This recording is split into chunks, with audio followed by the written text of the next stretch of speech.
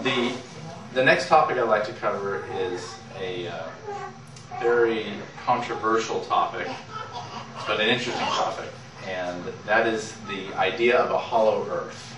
The idea of a hollow earth goes back to creation mythologies from even, well, for instance, the Navajos.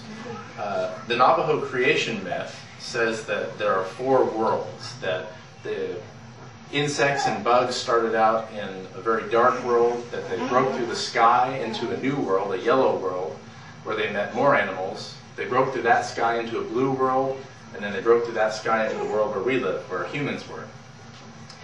The Hopi have a somewhat different idea that involved two brothers who broke through the roofs of caves successively until they came out on the top of the world. So there are supposedly in Navajo and Hopi mythology four worlds.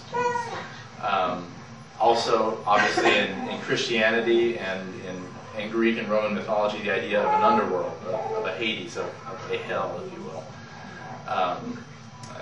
Also shows us the idea running through time of there being... Okay.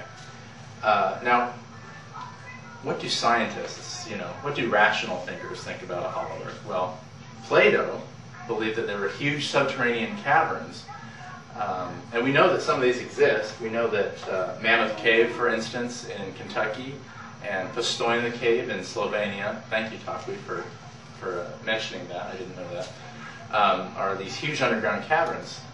Plato used the idea of these huge underground caverns to explain things like earthquakes and cataclysmic floods, water rising up out of the ground through springs and other natural phenomena. He said that caves were one way of explaining that. Edmund Halley, jumping ahead a few millennia, was a fellow with the Royal Academy of Science in London. He was a friend of Newton's, and also where we get Halley's Comet. He was the one who predicted that Halley's Comet would come again in 58, 76 years after he predicted it, and it has kept coming back every 76 years. Very reputable. He put forward the theory that Earth is contained of is four different worlds, each within the other, each with its own atmosphere. Halley theorized that the reason for the Earth's magnetic force was because each of these spheres was turning inside of each other, almost like a small motor that turns to create the magnets turn to create electromagnetic field. There's a diagram of how he would have believed the Earth with its inner atmospheres consist of. Leonhard Euler, who was a famous Swiss mathematician, put forward the hypothetical question: if you drill a hole through the center of the Earth all the way and drop a stone through it, what happens to the stone? Well, Euler was thinking of perhaps the idea that there is nothing, if you drill all the way through, to stop it from coming out the other end.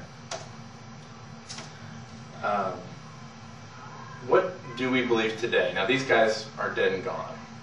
Well, science has told us that Earth is composed of an outer atmosphere, a crust, a mantle composed of liquid rocks, and then an outer and inner core theorized to be composed of iron.